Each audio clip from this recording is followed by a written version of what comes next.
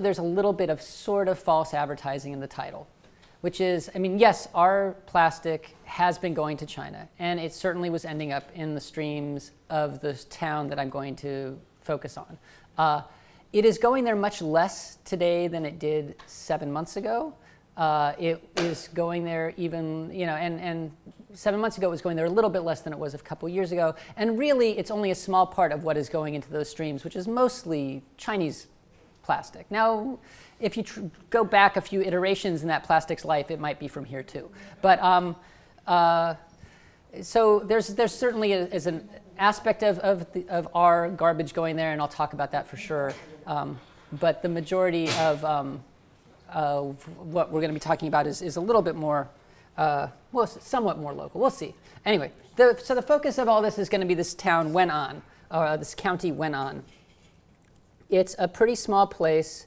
Another place we'll talk about in a little in relation to Wenan is a place called Ziya, which is right next door to it. Ziya is in Tianjin municipality. It's in Jinghai district. Wenan is a little county in Hebei. It's about 2 hours drive directly south from Beijing. That's it there circled. And Ziya would be just over there. Yes. The basic story is that this is already history. What I'm going to tell you is already over with. And you know, partly it's because things change in China much faster than I can get my work done. I am a really slow worker, and China is a really fast worker. Wenan, as of 2 years ago, is shut down. And so the story here is going to be how did Wenan become what it became, and then how and why did it get shut down, and what difference does that make, or not? So, what was Wenan? This is a picture of Wenan a few years ago, back in 2008.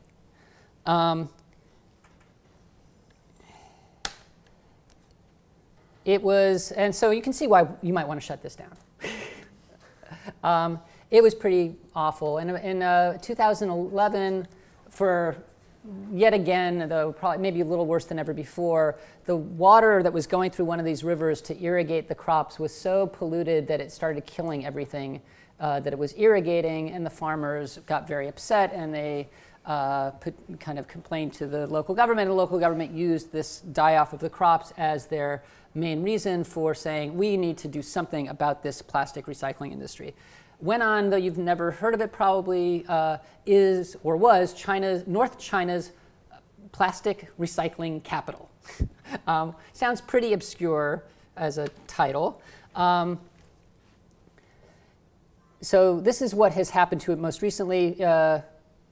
June through August of 2011, all shredding and washing of scrap plastic was banned in Wenan. I'll explain what that means in a little bit. And over the last 2 years, there have been hit hard campaigns so that these enterprises have not revived. What enterprises are we talking about? We're talking about an extent of about 30 villages or so, somewhere about maybe a fifth of the county, where pretty much every person in that village, every household, was a scrap plastic processing enterprise. 10 to 20,000 enterprises, 100 to 150, maybe more employees. Why are these numbers so vague? Because no one could count any of them, because all of them were informal. There is no data on any of this that is reliable. You could look in the plastic production yearbooks for 2006, and you will not even see Wenan in there. Despite the fact that the newspapers will tell you that it is the North China's scrap plastic capital. It does not exist in official statistics. The county government never states in any clear way how many people are doing what they're doing. So we have to kind of guess. But it's more than, as I say, a local story. We have to try to guess a little bit about what's going on in Wenan so you can get a sense of what the scale is here.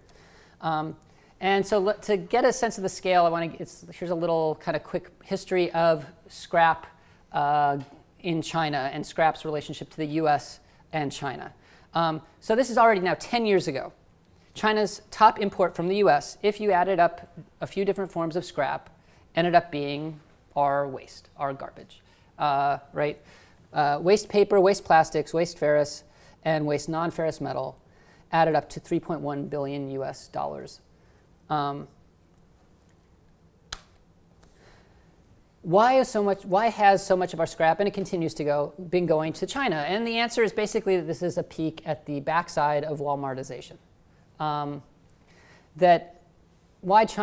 is this stuff going to China? One, as we know, labor is, or at least was, this is again a changing situation, cheap, and scrap takes a lot of labor to process. Two, scrap goes to where manufacturing demand is. If your country is not manufacturing, as the US has been increasingly not, or as some places in Europe have been increasingly not, then they don't have any demand for scrap. But places that are doing lots of manufacturing obviously need a lot of scrap. And three, recycling processes are very polluting. Though in a macro sense, right, they are less polluting than the other alternatives, right? So it is still less polluting to recycle plastic or metals than it is to go mine those things, process them, and use them, right? That's the mining process is incredibly polluting and destructive. The amount of energy used to usually refine all of these materials is also extremely high. So in almost every case, recycling is of large quantity less polluting overall than it would be to get virgin materials to make anything. But the actual process of recycling any form of scrap is a pretty dirty process. Aluminum is more or less cleaner, but a lot of metals and certainly paper and plastic involve a great deal of water pollution, air pollution, et cetera. The US has some pretty tight regulations about how much polluting you can do when you're having these industries, but the US has no basis for giving subsidies to industries to meet those pollution requirements, and therefore these industries over the last 20 or 30 years have been shutting down and migrating abroad because there's no way to run, for example, there's no new copper refineries that opened up in the US in a decade because there's no way to actually make money refining copper anymore in the US. So there's a few leftover ones, but no new ones. And this is similar for many paper and plastic processors. So you add all that up, and how does this equals what I call the economics of the backhaul. And understanding the logic of the backhaul is basically understanding the logic of why scrap goes from the US to China. The logic of the backhaul is, like, as I said, the backside of Walmartization. China is manufacturing lots of things cheaply for consumption abroad and has become the factory of the world, et cetera. And so you have lots of these big container ships loaded with containers full of goods that go from China to the US. And the US buys all the goodies in that ship. And then those ships, because of the logistics of shipping, need to get back to China to pick up more loads to carry them to more places or carry them back to the US again. But there's not very much that China has been buying from the US to carry from the US ports back to China. And so you have this shipping logic where I've got a ship, I've got to get it back to home port to load it up again. And it's going to have to go there one way or not, and with empty containers or with whatever it is I can get in those containers. So I'm going to drop my shipping costs very low and see what I can get people to stick in that container to at least make a little bit of money on my backhaul. And the way, once you drop the price low enough, scrap can go into that container. And in fact, the price is so low that it's cheaper to get the goods from the port of Long Beach to Tianjin or Guangdong than it is to get it from LA to Texas, right? So the market logic of it is that this stuff should go to China. The demand is there, the price is very cheap, so that's where it starts going. There's also an interesting logic that it won't go to India, which also has a big demand, but doesn't have the logistical setup yet. So it's, once you get the network going, the network keeps going. So eventually, if India ever ramps up to being productive enough, the ships will start going to India too. But right now, they go to China, and China is still going to be cheaper for a shipper and a scrap dealer than India is going to be.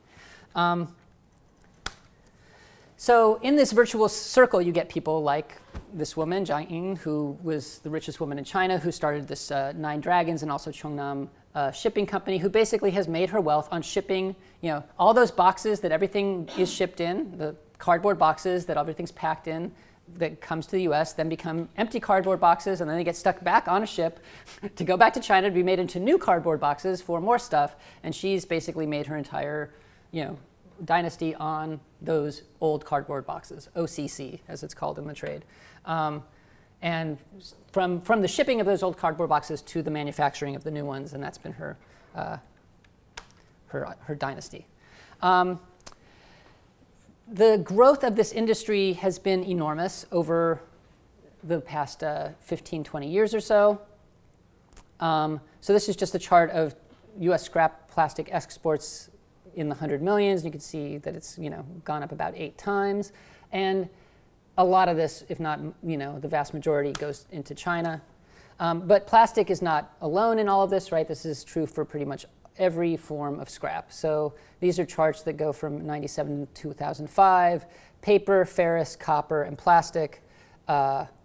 World imports, as you can see, the world market has grown hugely by itself. And then China's percentage of the world market grows at an enormous rate as well. So that today China basically dominates the markets and sets the price on almost every important form of scrap in the world. Ferrous is not, ferrous sometimes goes to some other places in larger quantities like Turkey or India.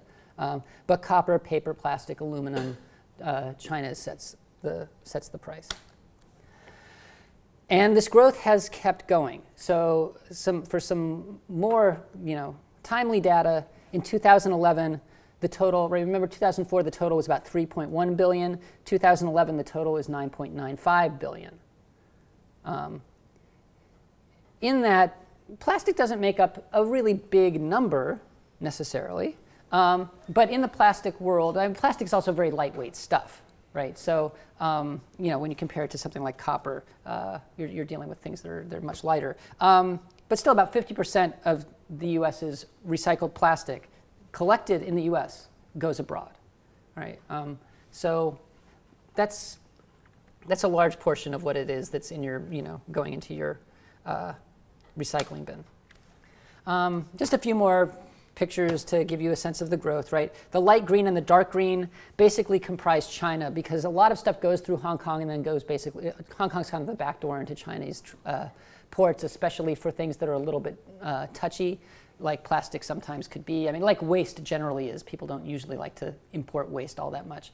And there's lots of regulations around it. So it comes in through Hong Kong. And as you can see, of that $7 billion trade worldwide in 2008, about 80% of it is China. So they are by far, above everybody else in dominating this sector. And here's just one more figure, more recent, broken down by plastic resin types. So you got 8.8 million tons of various key plastic resins going into China as waste every year. All right, so that's the big picture for China. How much of this stuff goes to Wenan or went to Wenan? Because we can only guess because there are no statistics, because the industry was almost entirely informal mom and pop shops. So how do we estimate? My general estimates is that the total industry value is between $2 to $3 billion annually. That they're processing between 2 and 400 million tons of scrap annually, 1 to 2 million tons of that being imported, and 1 to 2 million tons of that being domestic. And as you know, the global trade, as I just put up, the global trade in plastic was 9.9 billion. So if global trade is 50% of, oh, I didn't quite finish this. I would estimate that global trade is about 50% of plastic that's collected worldwide and reprocessed. So we're talking about a full global market that's close to $20 billion, which then would put Wenan's portion of that global market at around 1/10. So I would say, to be conservative, maybe 1/20th of the global recycled plastic was going to Wenan. That would be the conservative estimate. And I would say about, if you're going to be on the higher side of the ballpark, it'd be about 1/10 of it. Yeah. And how much to China as a whole? To China as a whole?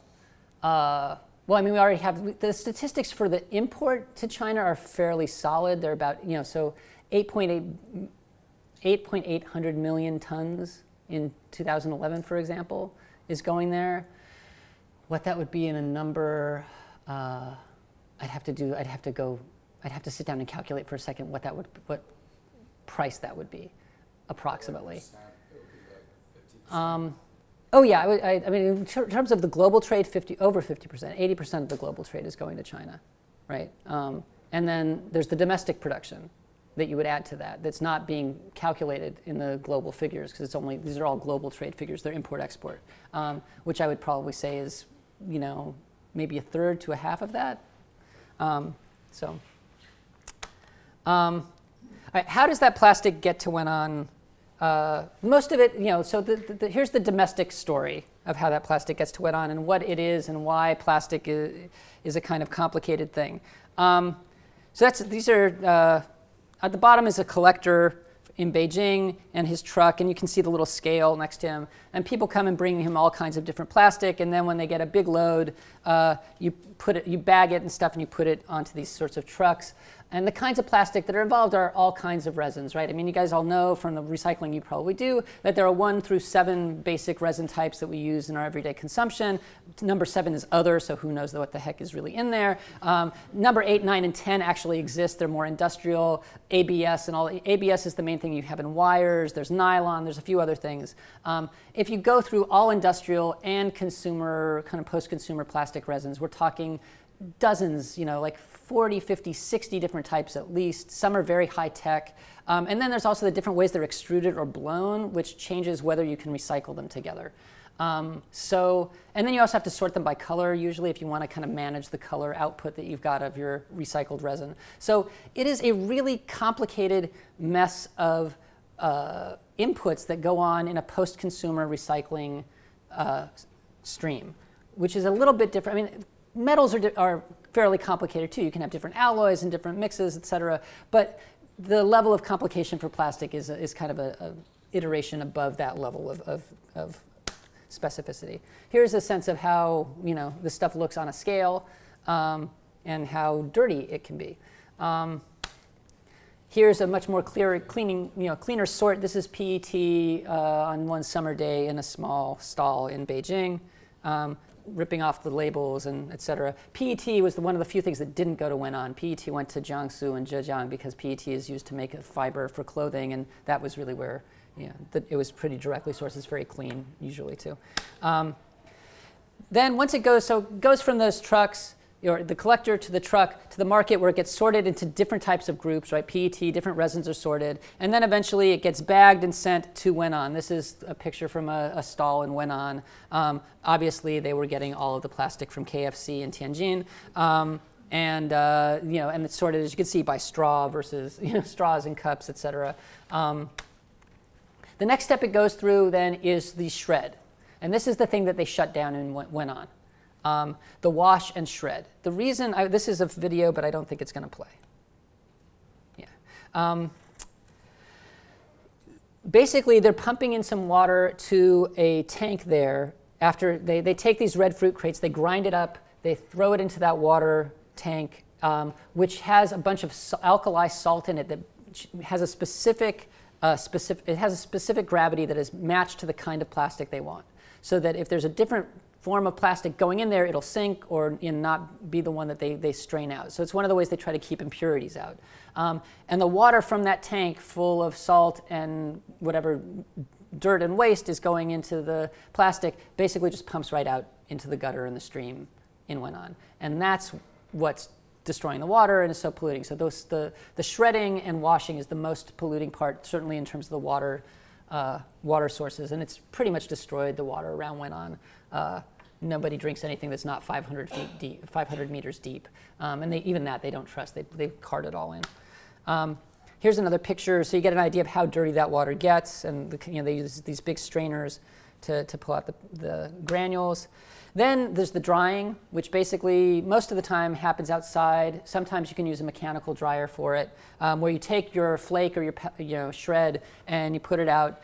This is also a period where you do a lot of sorting, so that's why all those people were there, picking out whatever color impurities are in there. If you want to get a good white resin or whatever, you need to make sure that your sort is good. So this is why there's so much labor. all of this stuff, the selecting of the plastic, the making sure you don't have impurities. If you get the wrong two resins together, they can completely conflict and your plastic will be a mess and useless. So you have to have people that know what they're doing in the sorting, are very fastidious about it, both in what's going into the shred and then what comes out of the shred. That's where all this work happens. And the next step is extruding, where they heat it up. And as you can see, there's a lot of fumes. And interestingly, there's been no regulation, as far as I know, at all on this, even though this is the thing that I think is killing the people that work in plastic more than anything else. You know, I know people with strokes, and high blood pressure is endemic throughout all of Wenan. And it's all symptoms that come from exposure to PVC fumes and other forms of dioxin fumes. But this, of course, interestingly, this is not something that is getting any discussion of regulating or shut down. Here's another picture of this guy. He's in a basically unventilated room with the extruder going. What comes out then is chopped into pellet and resold, right? So this is the product, nicely color-coded pellet for resale, and producing any sort of molded or blown plastic form, basic forms you want. Here's just a little tour of some of the yards, and you get a nice slogan there about protecting the environment. This was a video where you could see how those yards are one after another, and they're all piled up with plastic. But again, and you'd also get to see Adam, but unfortunately it's not working. So the question of the history of this stuff is, well, how did Wenan become so hugely linked to this plastic, this waste plastic trade? Because it's not a natural thing to think, oh, we're going to just start being this waste plastic capital of the world, or of North China. The process started with just a few shops back in the 70s and 80s, as far as I can tell. And because new resin is very expensive, and it's not a low-tech proposition to make new plastic resin. But old, recycled resin is, as you can see, pretty simple. But if you're going to have the industry grow hugely, you need a huge supply of waste plastic. And China in 1982 did not have a huge supply of waste plastic anywhere, except for maybe. So it started out as actually taking Tianjin industry plastic was one of the main sources for Wenan early on. But as it happened, as the 80s and 90s went on, the cities started to grow and consumption started to grow in this amazing way. And all of the plastic from that consumption in the cities didn't have anywhere to go. And Wenan was very nicely located, as you've seen, midway between Tianjin and Beijing. It already had a nice little tiny plastic infrastructure there, and became, very quickly, found that this was going to be able to feed the industry in a massive way. And there was lots of very simple stuff to produce, like plastic string. And you guys probably, anybody who was in China even today, but in the 90s, I mean, it's ubiquitous in every market. Everything is tied with this pink plastic string. That comes right out of places like Wenan. Hangers, et cetera. So it's very much connected to this huge construction and consumption boom. There's also construction materials that flow into this, right? Window frames, all that kind of, any sort of plastic construction remodeling material is going down there. What were the main pollution problems associated with all this industry that caused it to get shut down? As I've already said, water pollution from the shredding was the main one. Fumes from extruding, which is not regulated. The third thing that was somewhat common in Wenan, and was very common in a place we'll look at in a second called Ziya, is plastic burning. Basically, and you can see this in pretty much all the scrap and e-waste sites throughout the world, including in China. There's a lot of waste associated with scrap picking, and usually when you're doing these activities informally, you're in a place that has no municipal services. So you end up with an enormous trash heap of the stuff that you can't use. And the only way to get rid of it, if you have no municipal services, or the easiest way, is to burn it.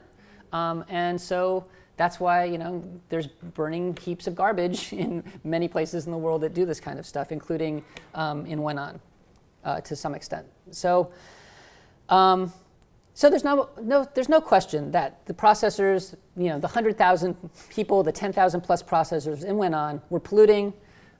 They did not take measures to protect their workers. They were not protecting Chinese consumers. There are many stories in Beijing newspapers, probably once a year, that involve Wenan either exporting plastic bags for food use that were made out of things like medical waste. You know, there's no that sort of stuff. There was a big scandal in 2004-05 about single-use styrofoam food containers that if you heated them up would start to melt and get all this toxic stuff into your food, and that was traced to plastic that was coming out of Wenan. And on top of all of these things, all these bad things they're doing, all of these people are evading taxes. Pretty much none of them paid directly their taxes because this is an informal system. So this raises the question, why would a $2 to $3 billion industry remain entirely informal? And this is the market. This is the main market, though we came there late, well, after a lot of folks had left, because it really surges between 4 and 6 a.m. and we got there around 7. But you also have to, I mean, it's not in the interest on many levels of the people who are in this industry to have it be this informal, right? This market is not a place you really would want, you know, a market that's doing $2 billion worth of business, you would think at least has covering from the rain and isn't going to be full of mud, and you have a decent scale, and, you know, you could sit down and do your business somewhere, right? These people should be able to do business the way people who do $2 billion worth of business do it. They're not choosing to have it be this way necessarily. There's other factors at work. What are the factors that keep it small and that kept it small, and do even in China today, keep it small and informal? One basic picture is there's very little advantage to scaling up in plastic recycling, as opposed to paper or metal, where you get a big bang for your buck once you have a massive, you know, paper rolling industry or a big smelter. In plastic recycling, the next step up from the labor-intensive sort and dry and pick involves an enormous high-tech machine with infrared scanners that can pick out the different wavelengths from each type of plastic resin and color, and then automatic air jets that blow the plastic in different streams and take it off a conveyor belt. And those things, you know, are used in the States today, and they cost $1 million. And they still don't do the job as well as Chinese do. You know, as a bunch of labor can do. So, and then when you start, and the extruders are simple, and the basic molding for, you know, you want to send the stuff for big industry, this stuff is already up to spec. There's, you know, there's some places that were supplying Nokia out of Wenan. But the cheap stuff you can make, you know, as you can see, that's what this picture is to show you. This is the kind of stuff they're making. Bottles, you know, it's easy to make that kind of stuff on this scale. Right, so this is just to reiterate, you know, plastics are very complicated. This is another sign from Wenan, right? You know, they can, everyone in Wenan understands this language, which even I, it took me quite a while to understand some of it, right? But they talk this way. Even the waitresses, it's like, oh, you know, yes, sir, what does your brother do? Oh, he's PVC and ABS. No. So all of this means also that because there's all these different types of streams, and they're very complicated to sort out, and because what's coming in from the post-consumer stream is not really properly well sorted, that if you are in the market to do this kind of buying and selling and processing, you want to be near other people who are all doing it, so that when somebody comes, you know, and when you're bringing your stuff to market, you want to have 15 different people who will buy it because you don't even really know what you've got. So it makes a lot of sense for the market for everybody to cluster so they can all grab what they want to grab. So that's some of the basic logic of why it's small scale, but made, you know, big cluster, everybody together. But there's one other reason why it stays completely informal. And that has to do with the sourcing of it, and in the end, with the value-added tax. So like I was saying, you know, we already kind of looked at this. Where did this stuff mostly come from in the 90s? Because the stuff doesn't come from abroad until 2003, 2004. It doesn't come from abroad until WTO was signed in 2000, and then, you know, in the wake of that, it's finally starting to come in through the Tanggu port and other ports. So for all of the 1990s development, it's really domestic sourced plastic. And it's coming from these guys and men and women who are, you know, collecting stuff on the street. This is an old photo, because this is the old style, you know, three-wheel cart. Here's just as a gratuitously corny juxtaposition, you know, of the consumption that drives things and the people who are working on the other end of it. This was at a market in Dashing that was that basically made everyone who did all the collectors had to use the same sort of regulated cart, and they all lived in the same little compound at the side of the market. So the stuff is being collected in Beijing by a little army of rural migrants. And this army, again, has not been counted officially by anybody, or was not being counted officially by anyone, and went any time between 1995 and 2008 from about 80,000 to 200,000 people. And they're all, almost every one of them is from the countryside, and almost all of them are, again, completely unregulated and informal, and they sit around like this guy, buying scrap off of people, and then carting it off to that market at the periphery of town. Today, it's because the scale has gotten so huge, and because the transportation is so, Beijing is so huge, to get to the market is such a huge trek, now it's being taken over by trucks. You find much fewer three-wheel carts because it's a 20-kilometer ride now to get back and forth with your scrap. But where it goes eventually are to these markets that ring Beijing. Again, this is already old news. This is 2008. Dongxiaokou at the top there was the biggest scrap market in all of Beijing. It is now no longer in existence. The ones that I've labeled in Chaoyang were all, one of them was bulldozed for 2008. They've just gotten even further out from the center.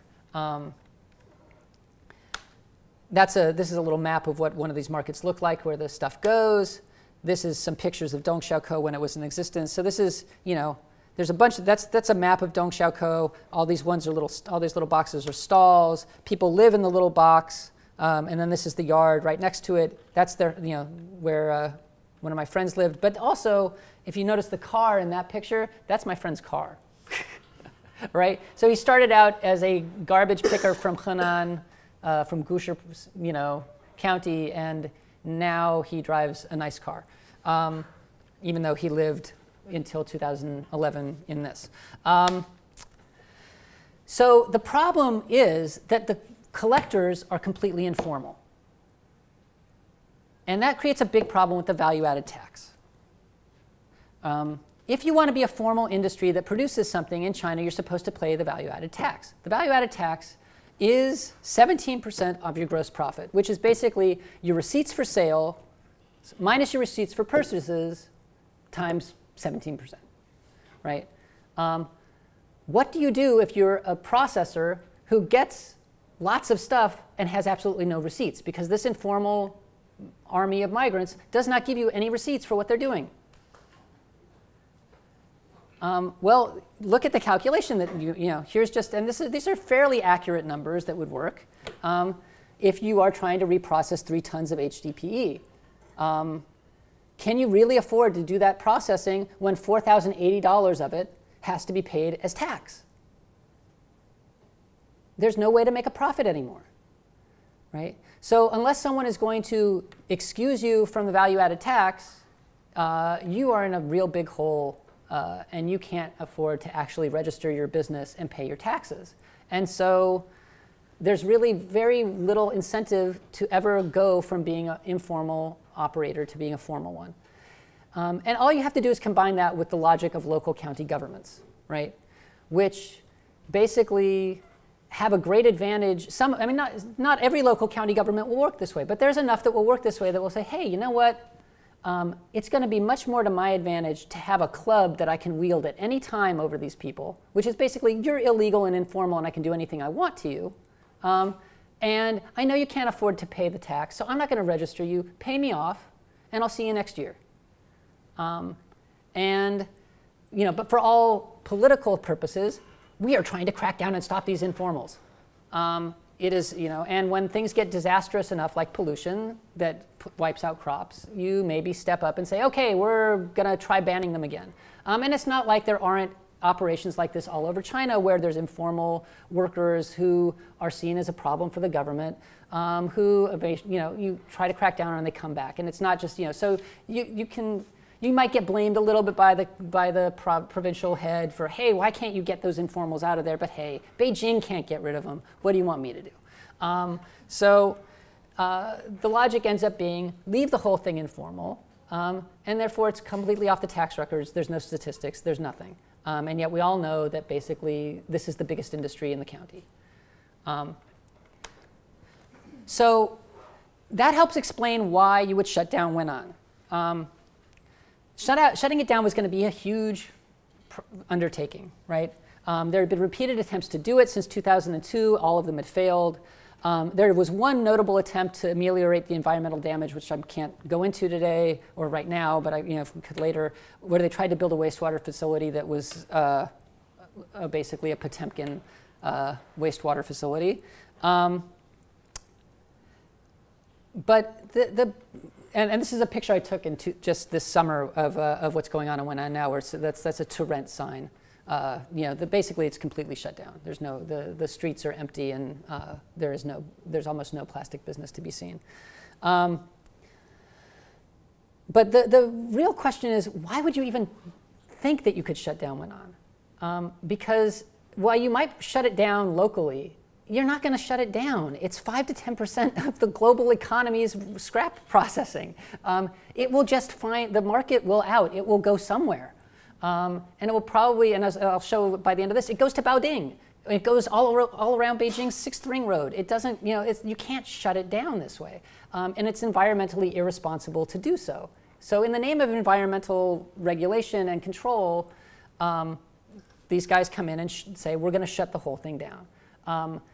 The only person who really voiced very clear skepticism of this was the head of the Plastics Processing Association, and he was voicing skepticism about it back as early as 2007. He just kept saying, don't shut it down. It won't work. It's pointless. All you're going to do is send it somewhere else. The pollution will happen. The only real solution here is to actually work together with these people and come up with a way to ameliorate the pollution.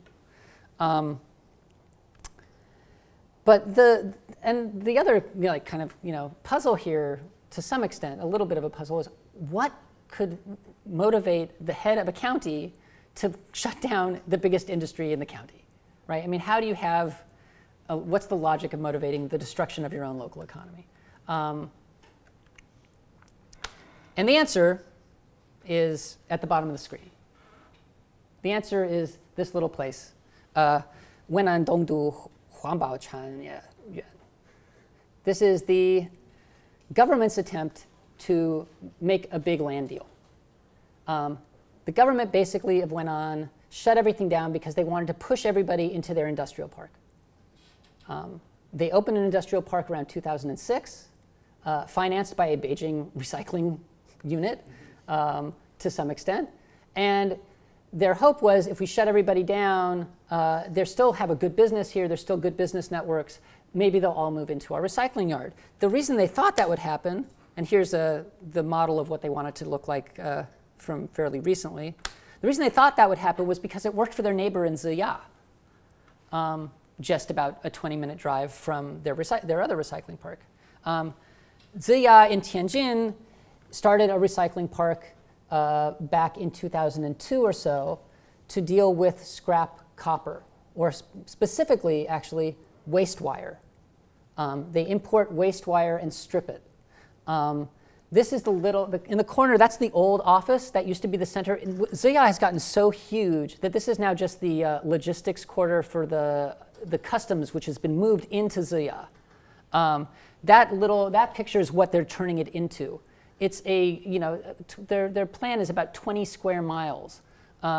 They've built a huge skyrise. They've relocated all the villagers into a big housing complex. And it's been an enormous, it's got hundreds of millions of tons of copper wire goes in every year. The reason they did it was because Ziya was already bringing in lots of copper wire, but the way they dealt with it was by burning it. And as you can see, these are some yards from about 2007 where there was still burning going on. Why do you burn copper wire? You don't really want to usually. Most copper wire is thick enough for you to strip it, where you strip the insulation off, and that's the plastic, and you hopefully can sell that for something. And then you've got the copper, which is until recently has been much more valuable, and that's where you make your money. But with the ultrafines, which exist a lot in high-tech stuff, there's no way to strip it. But if you want the copper, you torch it. and let the plastic burn off, and it's full of dioxins and PCB, right? It's got all of these fire retardant chemicals, and then the burning just makes into really evil stuff. And you get some really low-grade copper out of that. And that's what everybody in Zeya did. So they started an industrial park. They said, absolutely no burning in this park. And there is no burning in the park. But as with plastic, it's a similar trade-off. To get rid of burning, you need some very big equipment.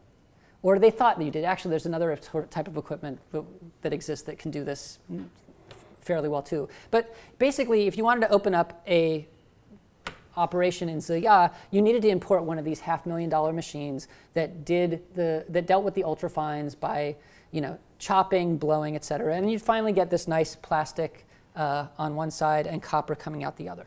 And so a bunch of bigger scale units could move in here and start doing wire reclamation.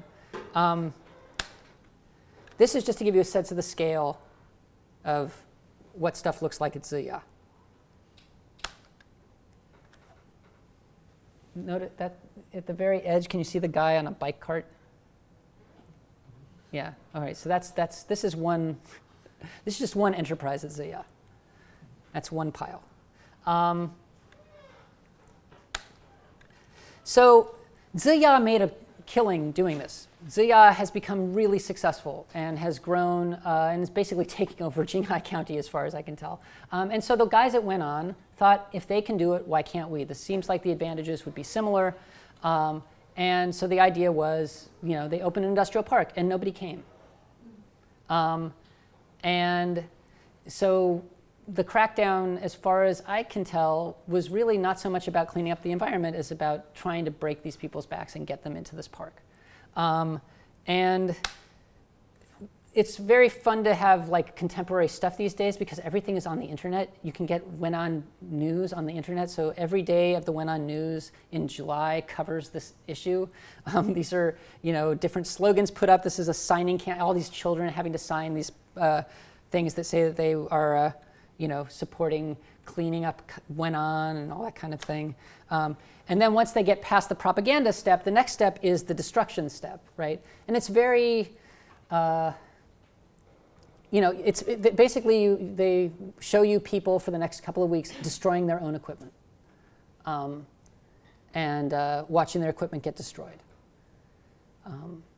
And you can imagine that people who went on did not enjoy this. And you don't have to imagine it because, again, the internet is this amazing thing, and people can write about it a lot. There's all kinds of blogs postings. This is a really recent one of a letter written to the party secretary saying, please, can we stop the crackdown now? It's been 2 years. We're still out of work.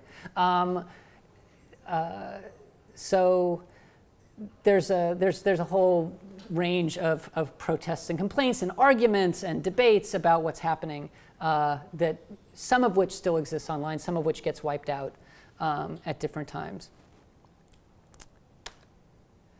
And this, again, is from just this summer. We went back to Zeya to take a look and saw how big it had grown. And we saw this truck covered in post-stripped plastic. And I went to ask the driver, where are you going?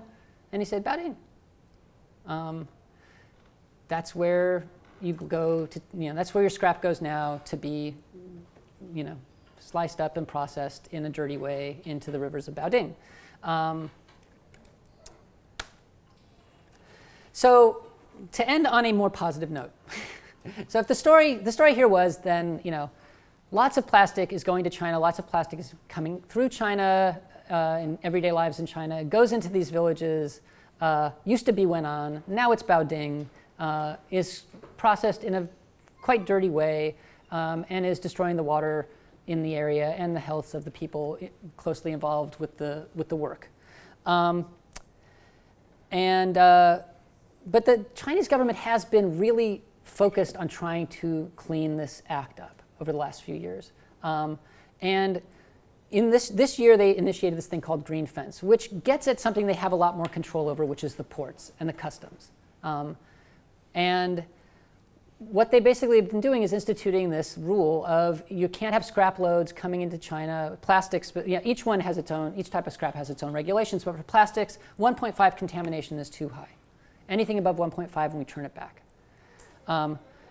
This has caused a panic in the scrap exporters throughout the US and globally because they don't really meet those requirements. And one of the reasons they don't meet it is because the biggest success in US recyclable collection in the last 10 years has been single stream recycling. It's the recycling we use at USC. It's the recycling you probably have in your house, where you don't have to separate anything. You throw everything into one bin. Well, single stream recycling is incredibly convenient, but it produces an output that is contaminated and cross-contaminated and dirty. And without labor, which we don't like to put into our recycling facilities, you only can get it so clean. And so the loads that come out of your garbage container or your recycling container are at this point not clean enough often to make it through China's customs, at least during the green fence period. In many ways, the logic here is very interdependent, right? The reason the US went to single stream recycling was because they knew they had a buyer, right? And the buyer was China. And now the buyer is not China, and now we have to think about what we're going to do with single stream recycling. So there's a very direct link there, which is, I guess, the excuse for the title of this talk.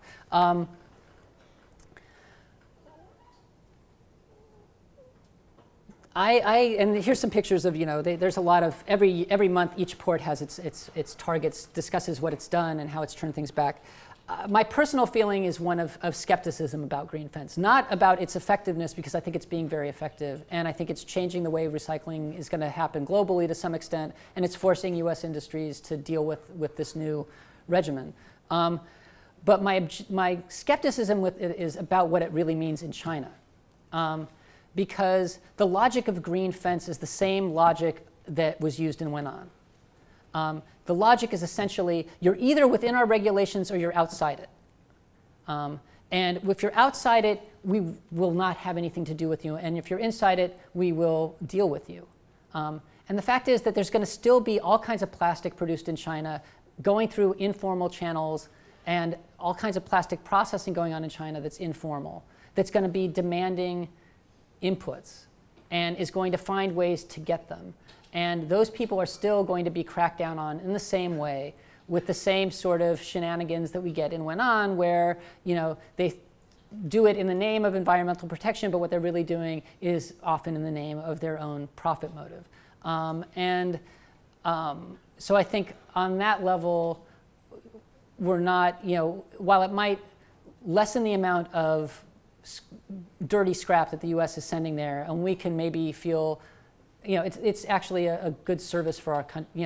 It's good for the US to start trying to deal with this issue domestically. I don't think it's going to do much for the lives of the people who are processing the scrap back in China in these conditions. And so that's pretty much the story.